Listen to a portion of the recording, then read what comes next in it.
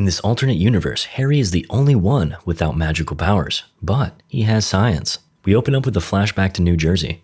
It's the night of the great Lionel Shrike's final magic trick. A magic debunker, Thaddeus Bradley, covers the attempt after breaking the magician's code and exposing all of Lionel's prior tricks. Dad! His son Dylan pleads with him to stop this madness. Chillax, kid, I got this. Check your watch, I'll be back in 300 seconds. Let's hug it out though, in case you never see me again. Lionel locks himself in the safe and Dylan diligently counts the seconds pass, but it's been well over 300. Lionel's disappearing dad act is now complete.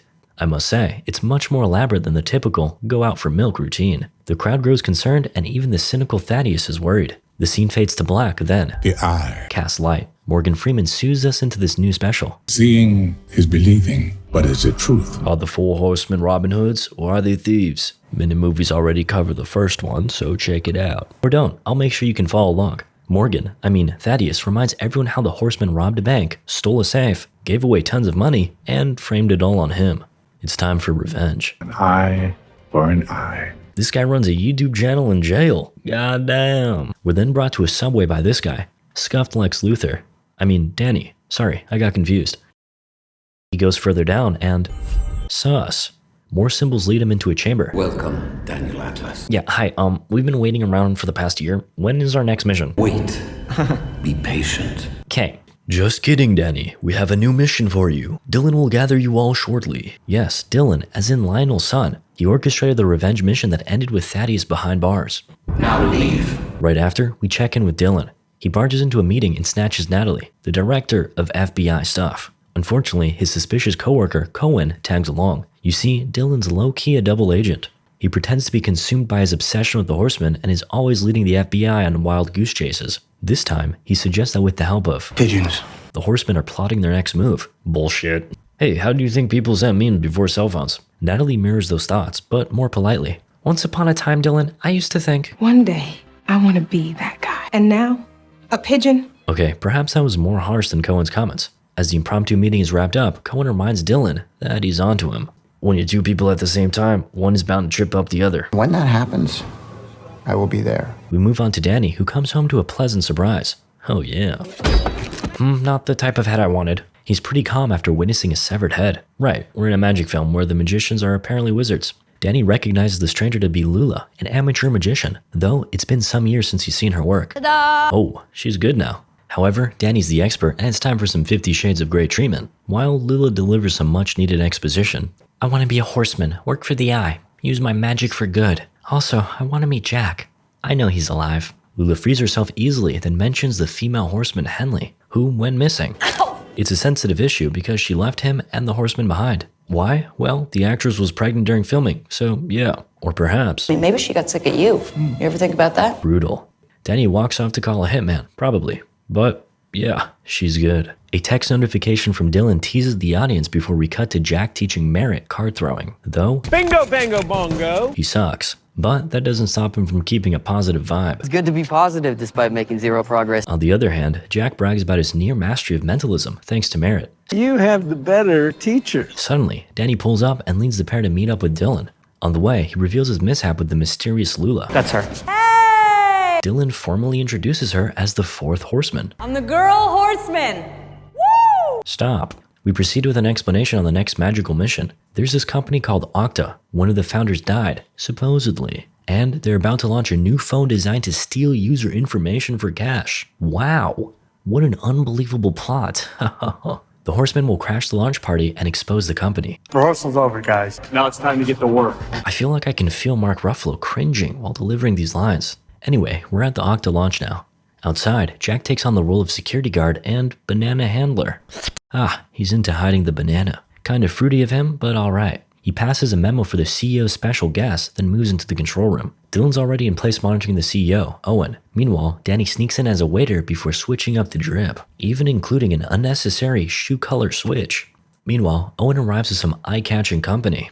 Danny squeezes in to snag Owen's signature, which he ends up doing nothing with. Cool scene though. Danny hits another switch up, and the other guy simply isn't paid enough to give a shit. Now we're in the control room, and today is picture day. There you go. The man's confusion and negligence makes for an easy ID switch while Danny promptly reports to security. What's going on here? It says Evan's mental facility. Get out of here. Ladies and gentlemen, we got him. Hey, let me call my boss. Jack pulls up to set things right. Oh, that's your right. That's my right. With that taken care of, it's time for Lula to strut her stuff. Oh, I'll be taking it from here. Clark says you're on break. Who's Clark? Lula snatches the carving knife. Don't make me have to go to prom. It was all an elaborate ruse that buys her enough time to cut off her own arm. Everybody panics, including Owen. Merritt swoops in and hits him with the, "You're getting very sleepy. Listen to the voice in your head. My voice." Anyone else getting hypnotized? No? Anyway, with their target in position, Lula can now drop the act. And the hand. The horsemen rendezvous as the show is about to start. Jack's nervous, so Lula suggests they Picture each other naked. I don't think that's how the saying goes, but I'm down. Suddenly, Owen appears mimicking Merritt's words. He admits to his lies and hypocrisy and welcomes the incoming expose. Here are the horsemen. It's a flashy entrance greeted by an excited audience. And here is our latest member, Lula. The simps are pleased. They open by discussing the meaning of privacy and how Owen has mocked theirs. But just as Danny is about to dig into people not reading Octa's terms and conditions, Dylan notices a hidden card, the Fool. Then, Jack reports that the FBI has entered the building. Dylan goes off to stall them, but Cohen came prepared. An anonymous tip told us you'd be here along with the horsemen. Uh-oh. We cut back to the horsemen who are now having technical difficulties. Suddenly, an anonymous adversary arrives. Magic is about controlling perception. The voice criticizes the horseman's image as just another illusion.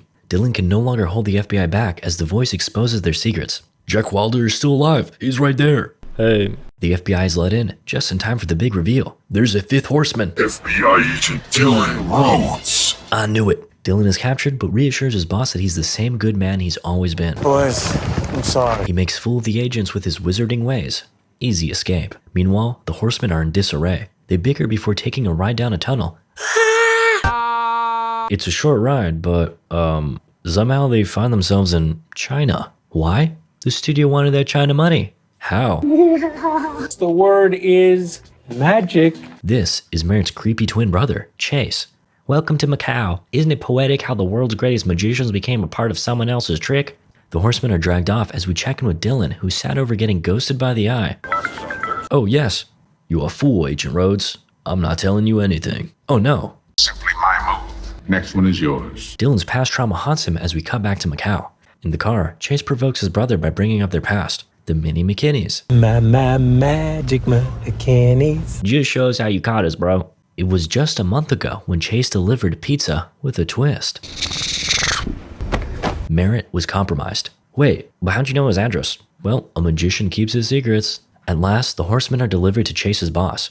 As the elevator doors open, we're greeted by the greatest magician of them all. Harry, that's right, Harry, Walter, captured the horsemen so they can work together. There's no need for lengthy introductions. As fellow magicians, they're all familiar with Hogwarts. Wait, wasn't Walter supposed to be dead? In a world of total surveillance, the only true freedom lies in not being seen. I know a few guys who can help you with that. You see, Walter wants to control the grid, and the best way to do that is from outside the grid. Truth is, he's not a wizard, but rather something of a scientist. He reveals how he tricked them. He set up a duplicate tube filled with strobing lights and subliminal messaging. Sleep. And the rest, well, Walter plays a slideshow of their trip together. Creepy. What do you need us for? Walter explains that his company developed a super chip that can decrypt anything, but he was promptly kicked out of his company after he revealed his insidious desires. Now, the chip is being sold to the highest bidder on the black market, which is totally not just as terrible. Rather than buy the chip and make his ex-partner rich, he intends to steal it with the gang's help. Their target is a South African gangster who will attend the auction. All they gotta do is go through security and steal it. Easy, right? You're magicians and thieves. True. Walter even offers them a new life in Macau. He controls everything there. Besides, he can just kill them if they don't comply. The horsemen vow to never work for him until Danny agrees. Thank you. On the other side of the world, Dylan enters federal prison with a totally expired ID. He waits for Thaddeus in his comfy cell. Money sure makes the world go round. Thaddeus eventually enters, grumpy, but he's ready to make a deal with Dylan. If you get me out of here, I can help you find the horseman. This is all about payback. I believe in an eye for an eye. Regardless of the obvious trap, Dylan is desperate. He can save himself or accept a deal and save the horseman. Back to China, the gang is unhappy with Danny making decisions for them. They can't trust Walter, but Danny justifies his decision due to the Eye's apparent history in Macau. He thinks the only way to get out is to contact the Eye. They enter a local magic shop to prepare for their heist. Danny is the typical ignorant American, so he expects everyone to just know English. Good thing this guy understands, and he's a magician too. They're in a hurry, so Danny lists the magical mumbo jumbo they need. Unfortunately, things get lost in translation, so Danny tries again, but more clearly. Some help, please? Moving your hands like this doesn't help. Damn, don't cancel him, guys. He didn't know any better. Meanwhile, Merritt invites his twin to drinks as Jack plays with the rain machine thingy. This will come in handy later. Then, Danny acts all sus and sneaks in a phone call. Jack catches him, and Danny confesses that he's gonna hand the chip over to the eye. I'm doing this for us. Back to our unlikely duo. It's like birth. One person enters the hospital. 2 people come out. Thaddeus somehow already has a private plane heading to Macau, thanks to Some old friends. In the shop, Danny chats with the eye while love blooms behind him. Jack warns Lula not to trust him. He has a knack for stealing girls' hearts and their wallets. Wallets. Well, goddamn. She even got things started by taking his belt off. Did you think that I was like those other girls? Did you hear that, boys? She's not like the other girls, which tends to mean she is. At the bar, Merritt vents about how his brother stole all his money to apparently get pubes transplanted into his head. Suddenly, Chase, as you stare into my eyes, you will find that you want to sleep. now hypnotized, Chase is compelled to apologize. I am very, very sorry about how pathetic your pupil is. Oh, it didn't work on him because he actually saw it coming and wasn't surprised. I guess that's how that works. Up in the air, Thaddeus taunts Dylan about his father's demise. Screw you, old man. Don't make me angry. You wouldn't like me when I'm angry. Tell me where the horsemen are. What if the horsemen don't actually need you to save them? Dylan's doubtful gaze brings us to a heist preparation montage. The chip is located in a secure lab, but lucky for them, it's precisely the size and weight of a playing card. Convenient. They brush up on their card skills. Thankfully, they have a master. And now for their target. They put the plan in motion as Merritt easily isolates the gangster and hypnotizes him. Meanwhile, Jack gets rid of the entourage, luring them into security. Then, they join the gangster on the way to the lab, where they're left to deal with business. Uh-oh, a metal detector.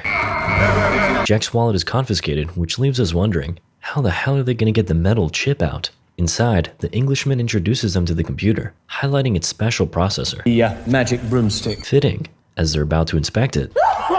Must be my allergies, but this room is hermetically sealed. That's it.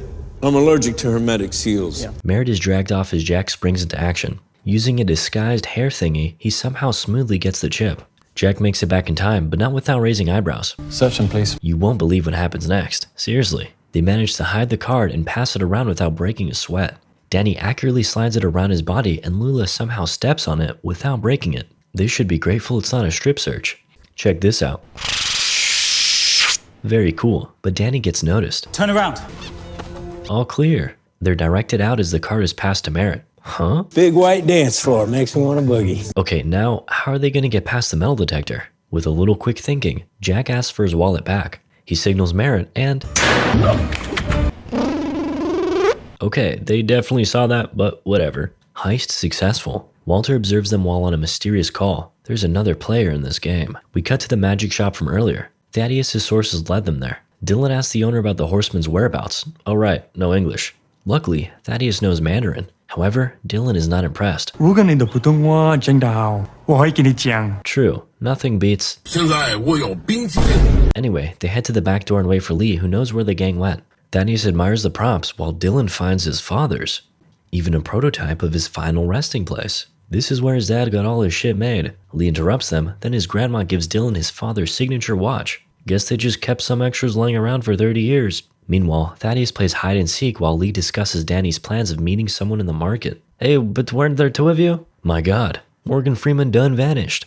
At the market, Dylan gets to Danny before he can meet with the eye. He apologizes for the mess, but Danny doesn't really care. Yeah, I've been talking to the eye and we see eye to eye. You like that one? Dylan questions him further, but Danny has had enough. Look at me. I am the leader now. Dylan leaves then. Hello, hello. Uh-oh. Danny isn't exactly the luckiest nor the smartest guy. Walter had him fooled from the very beginning.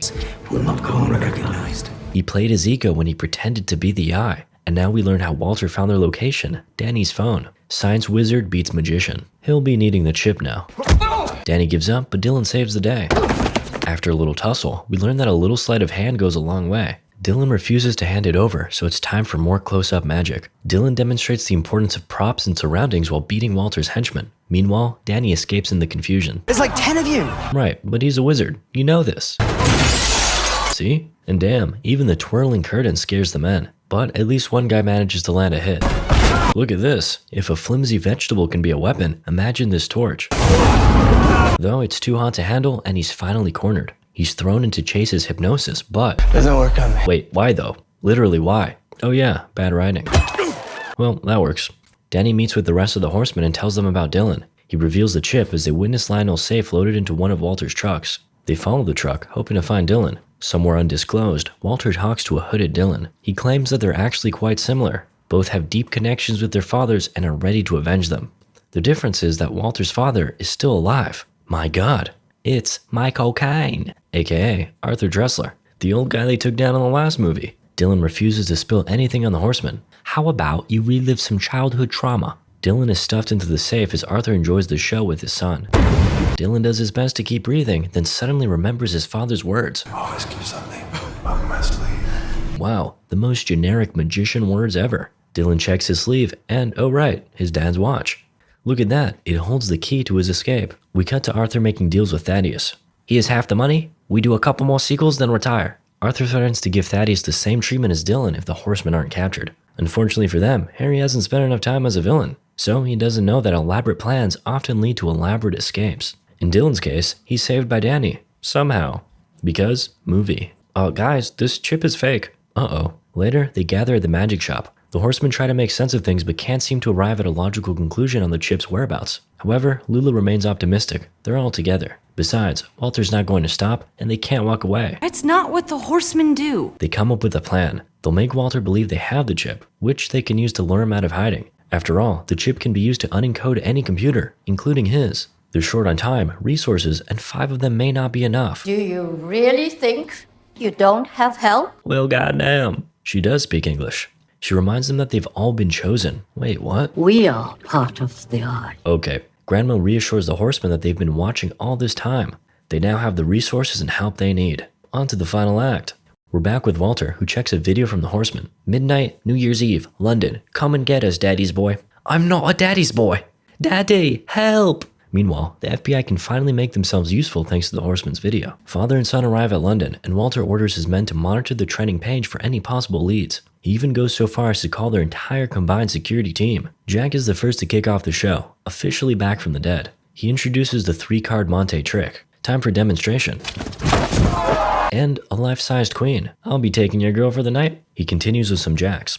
Meanwhile, the others do their own setup. It's Lula's turn, and she's gonna make shit fly. All the while, Walter has pinpointed their locations.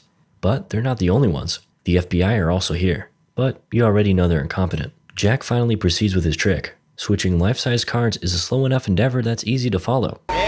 Or not. Meanwhile, Lula starts with a pigeon flying out of a dude's crotch. Damn furries. Meanwhile, Walter consults with the magic snitch, Thaddeus. Since he's wearing so much, Thaddeus will take care of the FBI for them. Then, Danny finally makes his appearance. All 3 locations are now revealed and monitored by the 2 parties after them. But Walter is doing a better job. He found a dead man walking. For the record, I never loved the safe idea. On the bright side, they found where Merritt is headed. Sounds like a job for Chase. As they all roll out, Danny admits to having control issues. So he'll try controlling something easier than girls.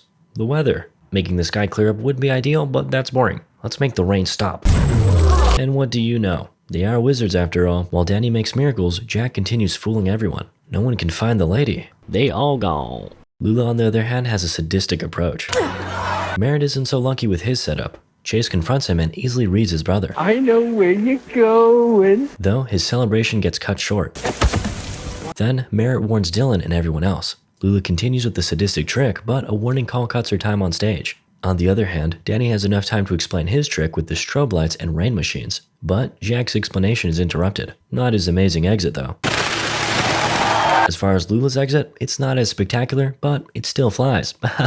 And we save the best for last. Splash. They don't even bother explaining this one, and I'm not gonna try to. Anyway, Thaddeus faces the FBI and entices them with another deal. He's just distracting them. Back to the horsemen, they get together for their biker gang act, speeding through to the finale. Haha, but they're out of luck. Walter has them trapped and Merritt has difficulty with his bike as the others rescue Jack. Yes, bikes are dangerous, kids. Be careful. They're all captured as the FBI are left behind, as usual. Then, the gang is dragged to Arthur's private jet. They're in a hurry to leave. Once inside, things get serious. They beg Danny to give up the chip and he has no choice but to do it. Walter gives it a look and... It's real. Wait, what? I thought it was fake. They're all bewildered. By the way, this is never explained. Thanks, movie. Arthur takes the opportunity to celebrate with the most expensive bottle of champagne. Dylan accepts defeat and asks to be let go. Chase, what shall we do? Toss them out. Somehow, they're not all immediately sucked out of the plane, and the horsemen even put up some resistance. It's all for nothing, though. Any last words? I love you guys! One by one, they're tossed out. Arthur's getting cold, so they hurry it up. Cheers.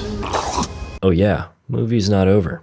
They've been bamboozled. Father and son are invited outside for the finale. The setup is revealed to a loud, cheering audience. They're all caught in 4K. Nah, that's gotta be at least 32K, right? Meanwhile, the FBI make their move and leave a magician alone. That's a bad idea. Danny introduces their old friend and his resurrected son. Of course, there's a much more important introduction, their leader. Dylan takes the reins and starts to reveal their magic trick to the entire world. The other horsemen take turns explaining their setups and its relation to the grand finale. Jax find the lady used trapdoors, switches, and duplicates. That's how they replaced the truck driver, who brought them to a duplicate hangar. The father and son's fear of being seen helped their trick in the end. Danny then shows how they used rain machines, lights, and fans to make it seem like they were really flying. Finally, Merritt recognizes his brother's contribution. Watch it, hobo. You watch the watch I'm wearing, aware of where you're watching, and sleep. Jack succeeded in hypnotizing Chase and made him suggest the idea of throwing them out of the plane. Merritt finally gets back at his twin. Hey! They have successfully exposed father and son. With cheers and applause, they hug it out for the New Year's.